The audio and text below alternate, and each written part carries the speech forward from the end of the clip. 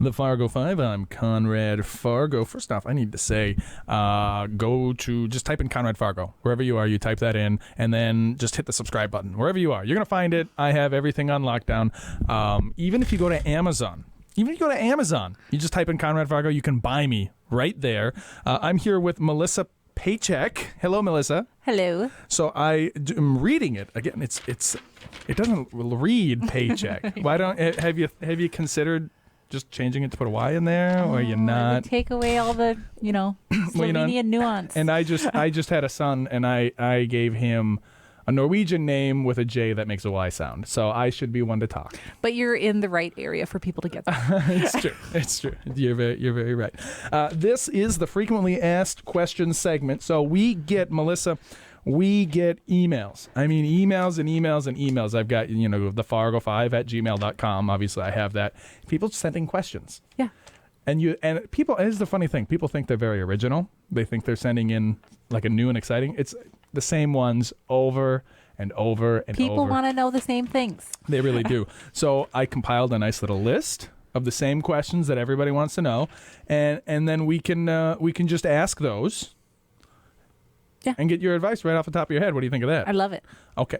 So what's one piece of advice you wish you had received when you were starting out in your career? Oh, so good. So it's interesting just kind of reflecting back. This is something that I do often. I think follow your passion, follow your interest. So use those as breadcrumbs, because I feel like we always are, maybe you're questioning yourself. You're like, what do I do? What do I do with my life? What is my purpose? What's my end goal? But we have these passions inside of us. And so fan those flames, lean into that, whatever you're just naturally drawn to, where you want to spend your free time, what you love to do, lean into that. And I feel like it's this unfolding, and things just kind of start opening up, and you're like, oh, there's an opportunity here. And I can start doing this. And so every time you take those little steps forward, I think it just kind of opens up more opportunity for you. Well, but I'm sure you would agree that you should follow your passions, but also probably do something that's useful and you're good at. Yeah, but I feel like those align usually. Not always. No? Not always. I'm a walking, talking set of degrees that I'm very passionate about, but we're not useful in securing employment. Yeah, for sure. I see that too. Okay, here's a good one. So, do you travel outside of Fargo very often, or you mostly stay? I love to travel. Yeah. So I have a 5-year-old. I used to do a lot of travel. I haven't done as much since, So you meet people from outside the Midwest. Oh yeah. Yep. All the time.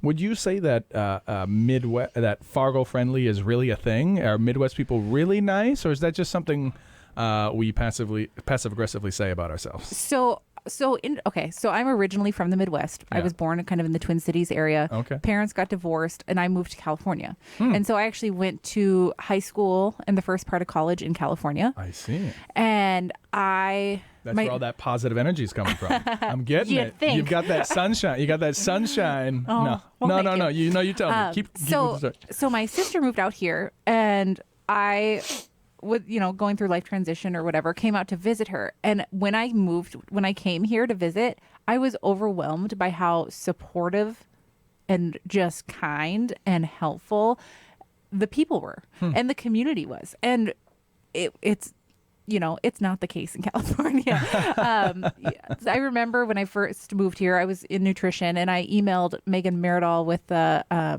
Red River Market. It was year 2 of the market, and was like, hey, I would love to do cooking demos at the market. And she responded right away. Was like, absolutely, let's get coffee.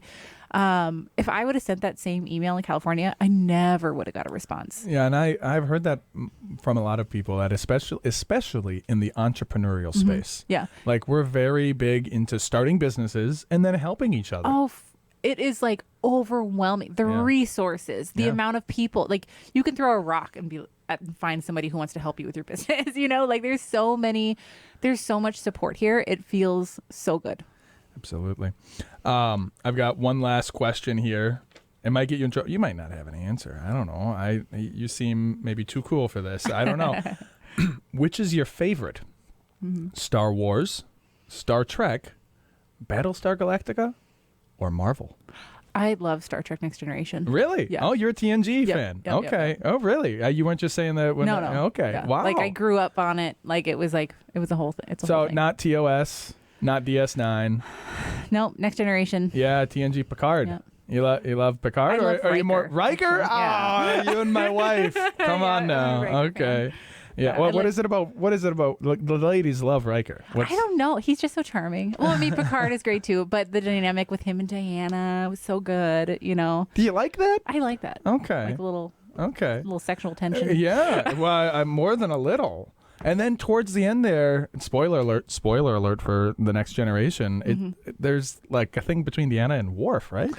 Yeah, it got a little weird. I feel like it jumped the shark a little bit there. Well, but then Worf leaves the DS9. Yeah. And what's the deal with that? Yeah, I don't know. Did you watch DS9? No, I didn't follow it. Oh. I they had me at Next Generation, and then DS9 almost felt like, it really was a spinoff. Worf was in it. yeah.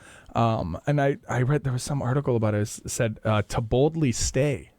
So DS9 is the only Star Trek where they don't go anywhere because they're just at that station the whole time. So, and it's got a whole other vibe. So I would strongly recommend. Voyager's good too, just not as good. I don't know, not as good. I think Janeway is definitely one of the best written female characters ever. Yeah. Wow. So if you like well written, strong, empowering female characters, which often I think are written ham-fistedly. Voyager's for you. I'll look in this winter when it's like time to just Yeah. go into the cave. Again, it's not as good as TNG. So, Yeah. if you're looking for like comfort food, just watch TNG for the 100th time again. But if you want to try something new and see like a really strong female character. I love those strong females. Yeah. And I never did, obviously, because I'm a dude. But then I had a daughter. I remember when I found out I was going to have a daughter, right? Like in the sonogram room, I just like all the color jam out of my face. I was like, oh no, what am I going to do with the girl? I don't know, right? And then I went home and we were watching The Godfather. My wife had never seen Godfather for whatever reason. We were watching that. And I never had this thought in my entire life. I was like, there are no positive female role. What a mental shift. These women are all being used like props. That was just like all of this. Oh. I had never had like a thought in that way ever at all. But as soon as I I'm love having a that. daughter, That's so Yeah. beautiful because And- I think it really does create that shift. And I know a lot of men with daughters, and I feel like I don't want to say behave, Yeah. but they recognize the behavior of others, And you know what? situational things in a different way. every woman is somebody's daughter. Yeah. Right. And then once you have your own daughter, it's like, whoa. So, all right. Well, enough of with that. We are going to move to Fargo Famous after this intermission, so don't go nowhere.